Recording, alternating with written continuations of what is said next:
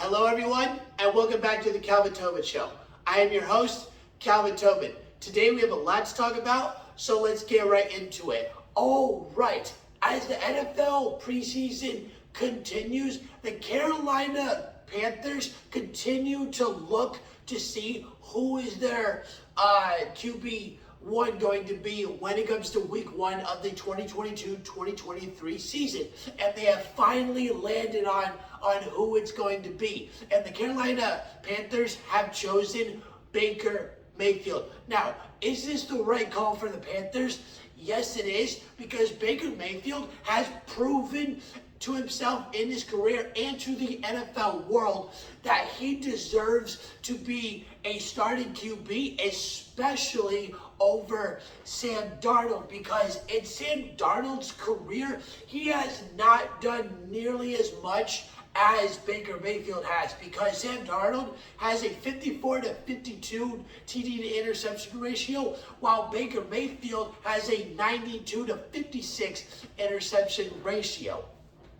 And all along with that, Baker Mayfield is a winning quarterback. Now, it may not seem like he's a winning quarterback or that he's a good QB because of because of what he has been a part of in Cleveland, but this guy is a good QB. He was bringing a team out of a dumpster fire, because before Baker Mayfield even got to the Browns were a dumpster fire of a team, only winning and averaging 4 wins per year up until Baker Mayfield got there in 2018. And as soon as 2018 hits, they had been averaging 8 wins per season with him. And Baker Mayfield has a 30-30 record, while Sam Darnold has a 17-33 record.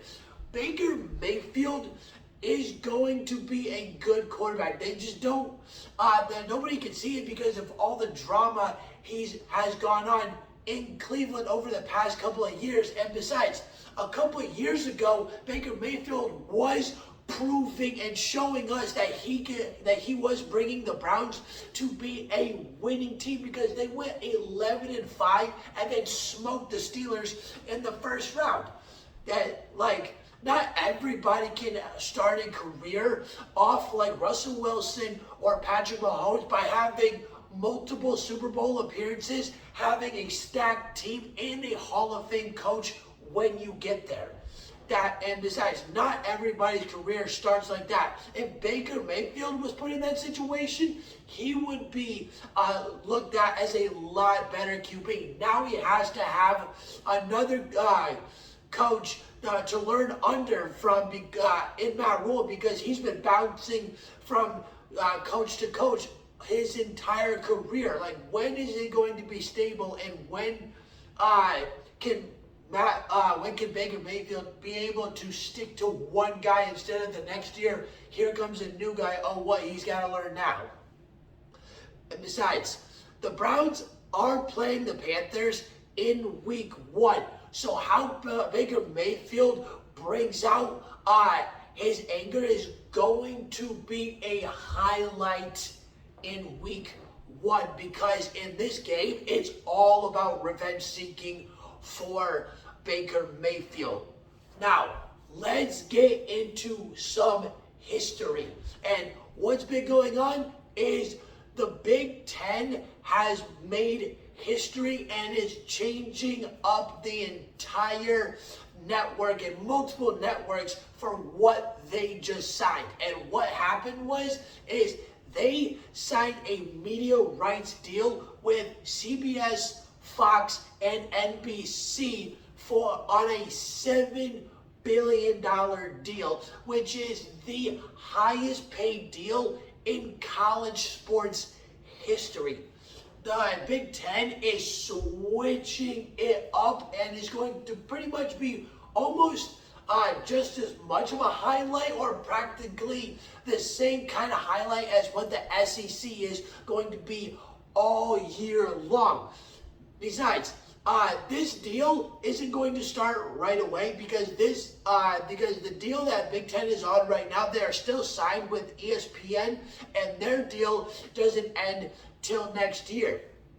And besides, the Big Ten has been with ESPN for 40 years.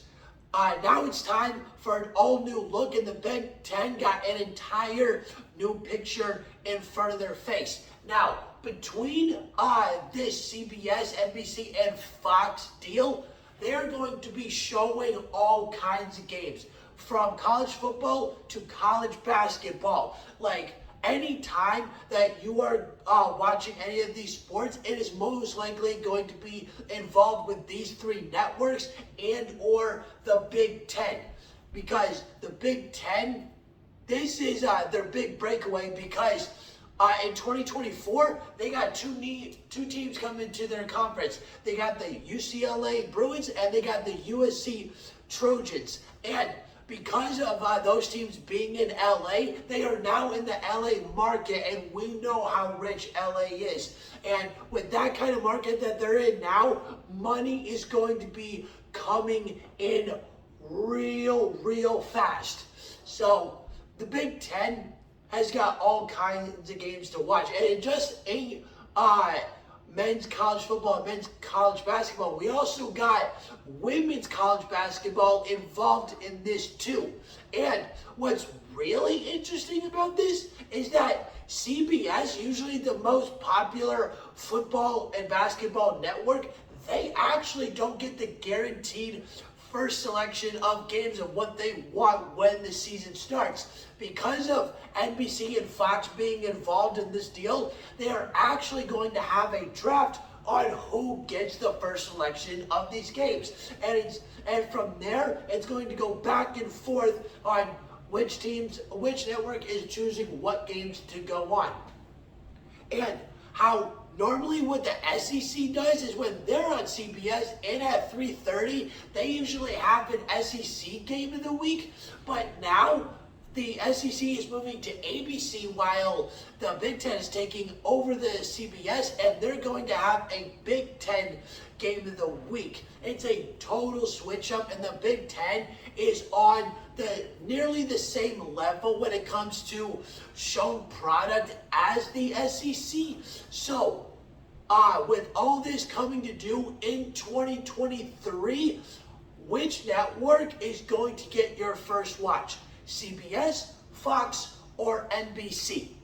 Now, here's what we've been watching real closely, and this just got a whole lot more interesting for what's going on with Donovan Mitchell. Because what just happened is the Knicks and Jazz trade talks just started going up and about again starting last week. And now we got an offer. And what the offer is the Knicks, they came up pretty solid for what they offered the Utah Jazz. And what they offered them, the Knicks offered the Utah Jazz Evan Fournier, Obi Toppin, an additional salary, and 2 unprotected first-round picks and 5 total first-round picks. And now you're thinking, okay, this is a solid trade, or a solid trade offer. They might actually accept this, but the Utah Jazz are actually asking for more. Like, what? How much more could you ask for?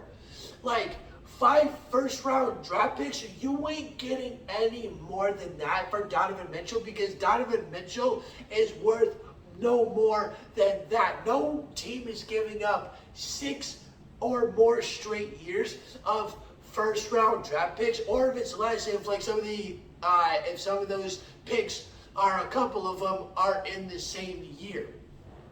But here's the thing, like I said, how could the Jazz want so much more? Donovan Mitchell is not that dude. And with other teams being in the mix of wanting Donovan Mitchell, I would take this offer from the Knicks very carefully and not be too greedy, because you cannot get everything you need all-in-one guy. Donovan Mitchell is a great player, not that great. And with the Utah Jazz losing their last guy, you can only get so much on when you're trying to rebuild, because starting next year, the Utah Jazz are in complete rebuild, and it's only a matter of time before Donovan Mitchell gets traded in this offseason, maybe going into the season, seeing if that goes down or not.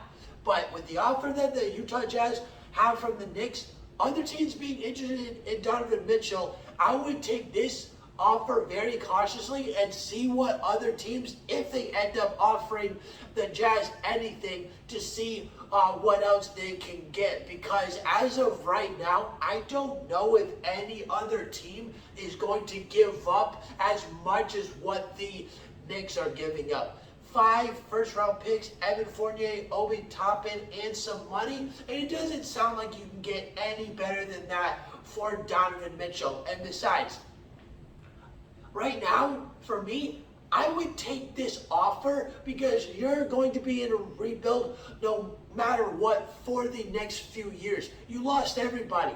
You lost Quinn Snyder, you lost Rudy Gobert, and you lost, now you're losing Donovan Mitchell because he wants out because everybody else is leaving.